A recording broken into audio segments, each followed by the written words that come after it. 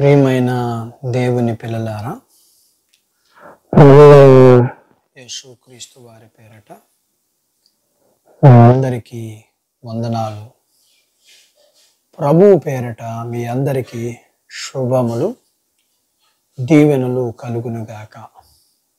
ఈ ఉదయకాలం పరిశుద్ధ గ్రంథం నుండి దేవుని వాక్యాన్ని చదువుకుందాము. ఆదికాండము 9వ అధ్యాయము 7వ వచనాన్ని చదువుతున్నాను. మీరు ఫలించి అభివృద్ధి నొందుడి. దేవుడు తన మాటలు మనందరి కొరకు దీవించునుగాక. ఆమెన్.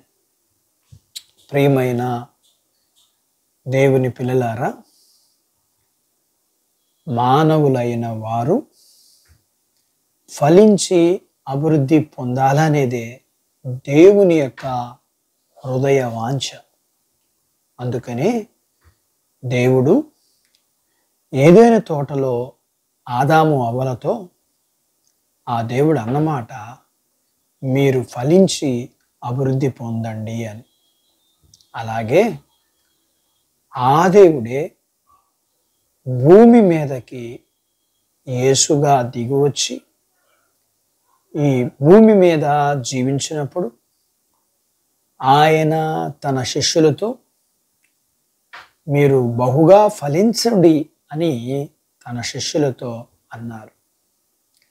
పాత నిబంధనలో ఫలించి అభివృద్ధి పొందాలన్న దేవుడు తర్వాత కాలములో ఆయన ఇలా అనడం అనగా, అక్కడ ఆయన ఫలించి అభివృద్ధి పొందండి అన్న ఆయన తర్వాత ఆయన అంటున్నాడు, మీరు బహుగా ఫలించి అభివృద్ధి పొందాలి అంటున్నాడు. అంటే మానవుని పట్ల ఆయనకున్న ప్రేమ మానవులు ఫలించటమే కాదు, ఎక్కువగా ఫలించి అభివృద్ధి పొందుతున్న వారిగా ఉండాలనేది ఆయన కోరిక.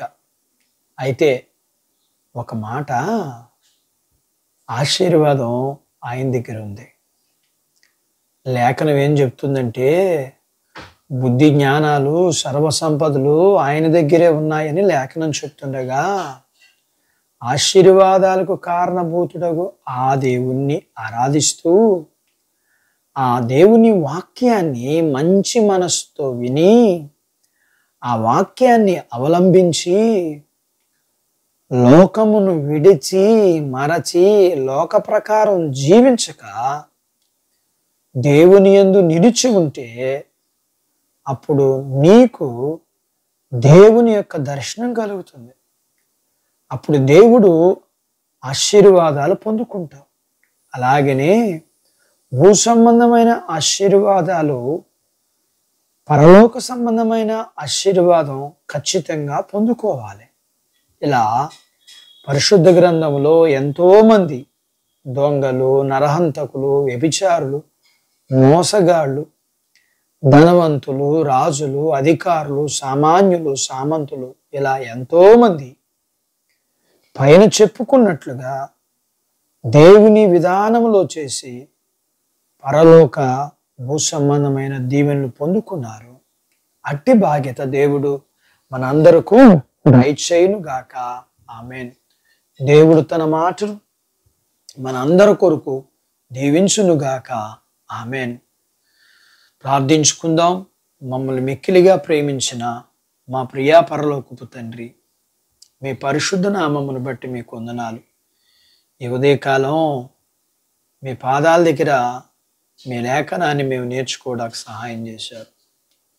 మేము ఫలించాలని, బహుగా మేము ఫలించాలని మీ యొక్క ఆశను బట్టి మీకు కృతజ్ఞతాస్తుతులు చెల్లిస్తూ, మేము మీ మాట ప్రకారం నడుచుకున్నప్పుడు మేము బహుగా ఫలిస్తాము. కాబట్టి మీ మాట ప్రకారం జీవించే జీవితాలు మీ పిల్లలందరికీ దయచేయండి.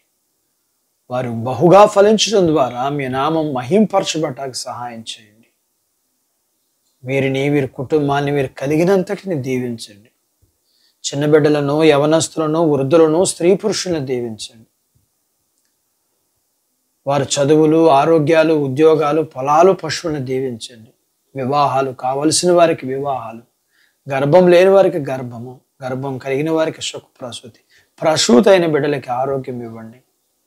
మీరుకున్న అవసరతలన్నీ మీ కృపలో మీరే సహాయం చేసి మహిం పొందమని యేసు ప్రభు వారి పేరట స్తుతించి ప్రార్థించి అడిగినవన్నీ పొందుకుని ఉన్నాము తండ్రి. ఆమెన్. దేవుడు మిమ్మను దీవించునుగాక. ఆమెన్.